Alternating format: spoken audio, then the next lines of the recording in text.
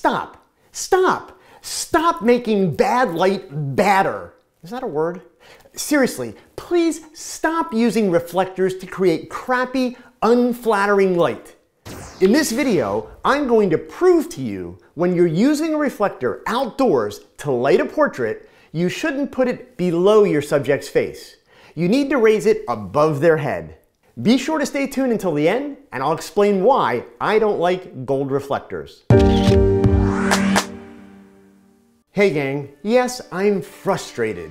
TV shows, movies, and unfortunately, even YouTube photographers seem to think it's really cool to do that low-angle gold reflector that blinds your subject, makes ridiculously bright catchlights in the bottom of the eyes, and puts shadows in weird places. Seriously, I get it. It looks much cooler to do this instead of this. And indeed, as a new or young photographer, the first time you light somebody's face up so that it's golden yellow and 3 stops brighter than the background, it seems really cool, even if you are causing retina damage in your subject's eyes. Can we all agree that the idea with a portrait is to flatter someone, not to make them look bad, right? Okay, so before I show you the right way to use the reflector, let's look at a little science. Hey, don't click that button. I know you heard the word science and got scared. Sorry, but this video isn't about looking cool holding a reflector. This video is about cognitive psychology and physics, and how you use that to make great photos. So don't click away, you need to learn this stuff. All creatures on Earth, humans, reptiles, birds, and the list goes on, have evolved to perceive light as coming from above, just like natural sunlight. The light casts shadows that tell us about the shape of objects. If you change the direction of the light, that changes the shadows and can change the perceived shape. That's also why we put lights in the ceiling instead of the floor. As you advance in your understanding of lighting and how to use it, you'll also learn that the placement and direction of light can dramatically alter the shape of a person's face. Watch this young lady's face as the light begins above her head and then travels in a full 360 degrees below her and then back up to the top. I'll do it one more time and you can see that the shape of her face is constantly changing. Not to mention that the low angle lighting simply looks ghoulish, which is great if you're doing portraits of zombies. So what does all this mean? It means that where you place your light source matters. It has consequences. This is a lesson that applies for all types of lighting, not just reflectors. Now, a quick pause before anybody gets confused. I've talked about this in the past and had some people point out that sometimes I put a reflector below a model's face for fill light. The key phrase there is fill light, filling in the shadows. In this video, we're talking about using a reflector as your key light to redirect sunlight outdoors to light a portrait or a modeling shot. Here is the classic hold the gold reflector below the model setup that we see so many people doing. The model is in the shade and we're using the reflector to redirect the sunlight. And here is the result of that setup. The model's face is unnaturally yellow.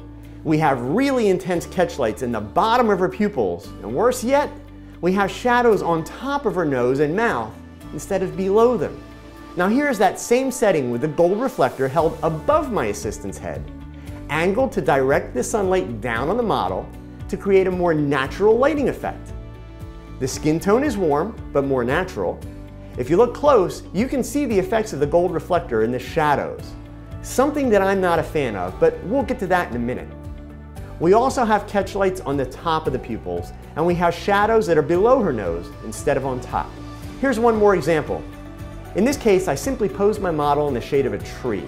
Now, if you have enough assistance, you can use a diffuser over your model pretty much anywhere to create shade, and then use a reflector as your key light. Here's the version with the gold reflector below the model. Hopefully, I don't need to point out to you that this is just not flattering. And here's the version with the reflector above my model. The lighting is much more natural and appealing. Many of you also take portraits indoors, maybe in a studio, maybe in your living room. Some of you use speedlights. Some of you use continuous lighting. Some of you use monolights. How often do you place your main or key light below your subject if you're trying to create a flattering portrait? Why would you suddenly do things differently just because you go outside to shoot? You wouldn't. Well, you shouldn't. Lighting a flattering portrait outside is no different than lighting a flattering portrait inside, except that you have this one extremely bright light source that you can't move or dial down at will. It's called the sun. So you have to diffuse or redirect it. But that is not an excuse to turn things upside down and put your key light below your subject's face. I promised to tell you why I don't like gold reflectors. Unfortunately, I'm old enough to remember the 1970s when gold reflectors first became a thing. The famous pinup and glamour photographer Peter Gallen was using white bed sheets and cardboard as reflectors on the beach in Santa Monica, California, and then companies started to sell gold reflectors so that photographers could recreate Gallen's look anywhere, even when the model didn't have a golden brown tint, which is exactly why Gallen always used white and not gold. He didn't need it. Now these gold reflectors worked fine for film because we didn't have Photoshop to warm the skin up in post-production. The fact is, the bright gold reflectors are just too yellow. On the rare occasions that I do use gold, I go with a zebra pattern like you see on this California Sunbounce Micro Mini Reflector. Now would I recommend that you buy one of these? Not really. They will set you back about 150 bucks, and while they're very nice and they're lightweight and they fold up in a small bag, if you're not doing tons of outdoor work in bright sunlight, it's just not worth it.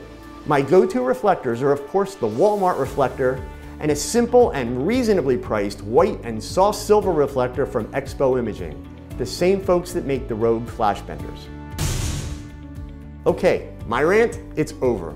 My hope is that I've convinced you that if you're serious about creating great photos on a consistent basis, it is more important to create lighting that is flattering than it is to look cool doing it.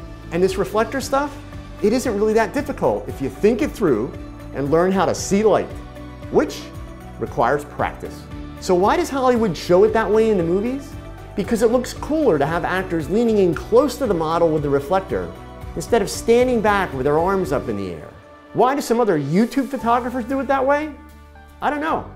You'll have to decide for yourself if you want to shoot portraits and make people look beautiful or look cool while you turn them into zombies. Now, you have some practicing to do because your best shot, it's your next shot. So keep learning, keep thinking, and keep shooting. Adios.